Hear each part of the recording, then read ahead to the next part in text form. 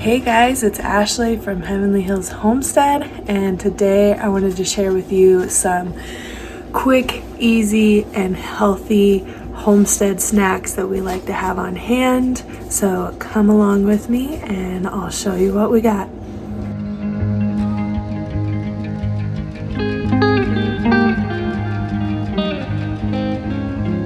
So first I'm going to be doing some hard-boiled eggs. As you can see here in this basket, we have a lot of eggs from our chickens. They're out of molt and they're laying eggs for us now. So we're getting about 8 to 10 eggs a day. So we're going to do hard-boiled eggs, and the easiest way to do farm fresh hard-boiled eggs that I found is in the Instapot. So I'm going to be picking out some eggs, putting them in the Instapot, and letting them do their thing. So I put just over a cup of water in the bottom of my Instapot, and then I have this rack here. You do want to put some sort of rack inside the Instapot. It doesn't have to be this specific egg one. It could be just the basic one that comes with the Instapot, but you want some sort of rack in there to hold the eggs off of the bottom of the Instapot. And then you want to go through and pick out eggs. You don't want to do any that have any sort of ick on them. I don't mind just having these on the counter, but I'm not going to put that in the Instapot.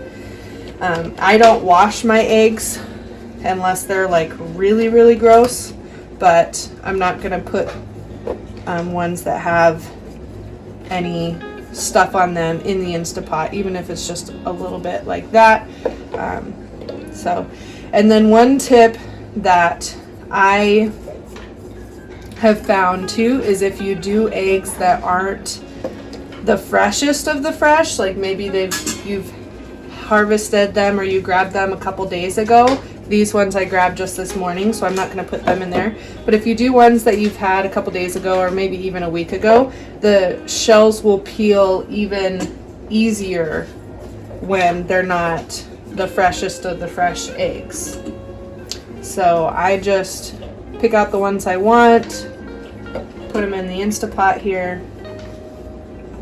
So you can see we have all the different colors because we like colorful eggs. They just make me happy seeing all the different colors and not just the brown or the white eggs that we're used to from the grocery store, but all kinds of colors.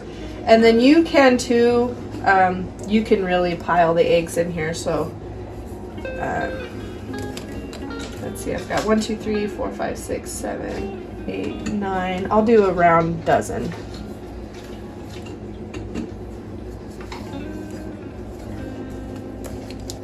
It looks like all of my olive egger and Easter eggers are laying the cleanest eggs for me.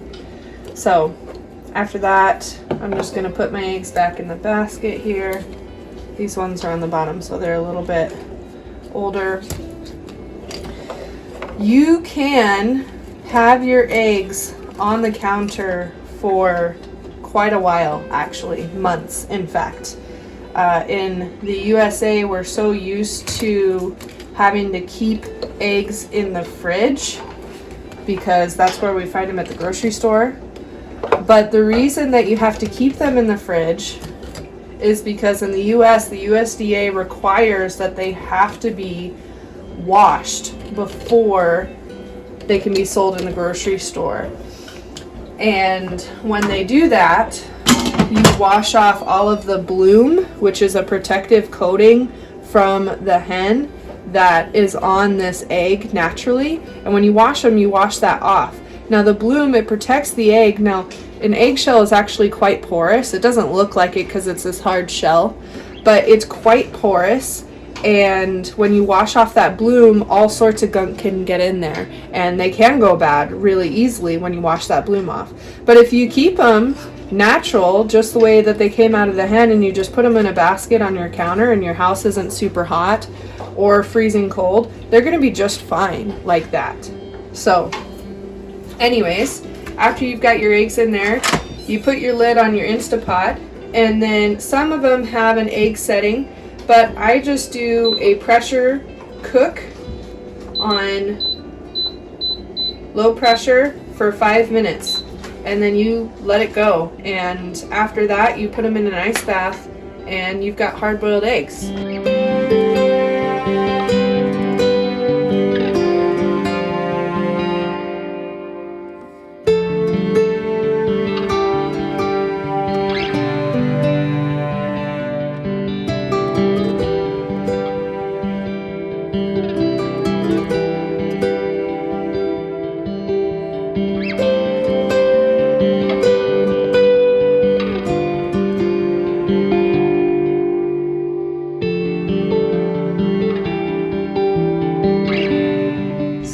Here I am just peeling a few of these hard-boiled eggs for the snack that I'm preparing here. Make sure to save the eggshells. You can compost them, you can put them in your garden soil, you can even feed them right back to your chickens. But I am just slicing these hard-boiled eggs in half. I'm going to sprinkle some mineral salt on them, and then I'm also going to be putting some pickled things on the plate just for a little extra something.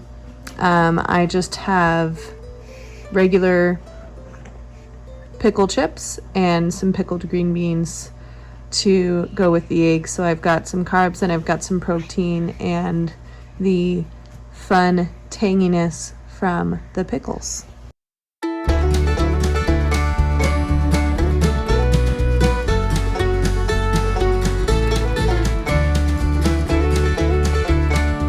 Next, I am making some yogurt parfaits. These are really easy. I have started making my own yogurt, and I do a Greek style yogurt, so it's thicker out of the raw milk I get from a farm.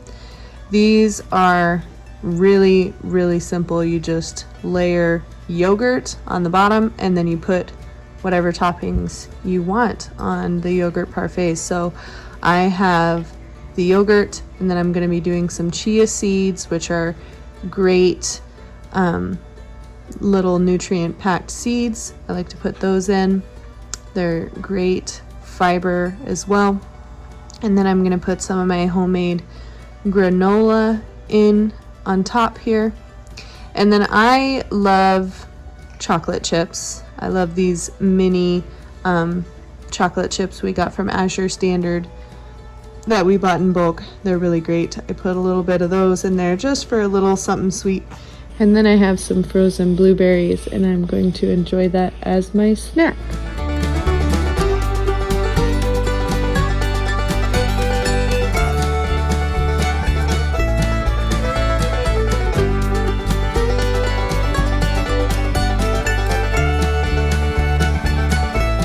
Now you can as well add a sweetener of choice. I don't always like things super sweet, but sometimes I will add a little bit of stevia or a little bit of honey. It's really up to you. The blueberries are pretty sweet as it is, but if you're used to a more sweet yogurt like what you get at the grocery store, most of them have added sugar to sweeten them up. You can add a little dollop of honey or whatever sweetener you like on top, and that's what I'm doing here.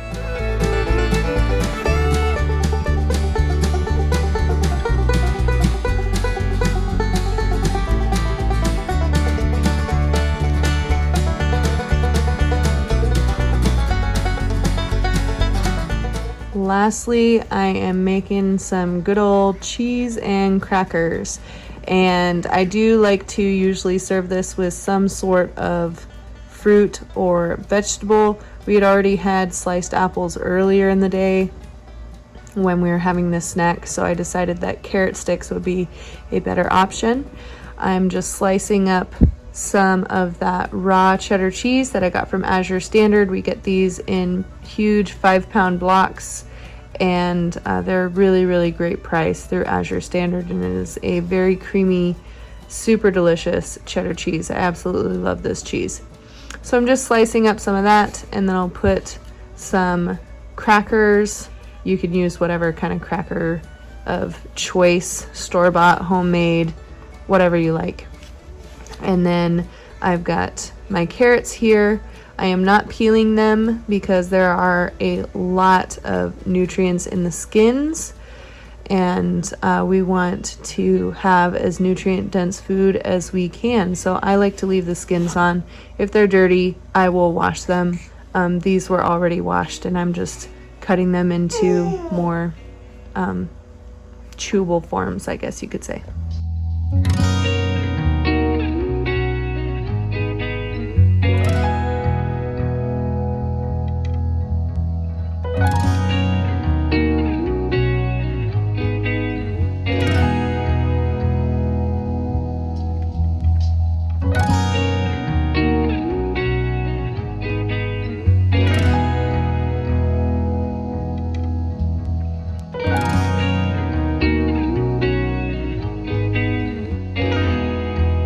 I also wanted to say that you should make sure to save those odds and ends from your vegetables and things like carrots and onions and all that for the next time that you make broth, or you can compost them or even feed them back to your chickens. It's a really easy way to use them up so they don't go straight into the trash. As always, I hope you really enjoyed this video. If you did, please give me a like and a subscribe. Let me know in the comments below what kind of healthy snacks you like to have. And until next time, welcome to the homestead.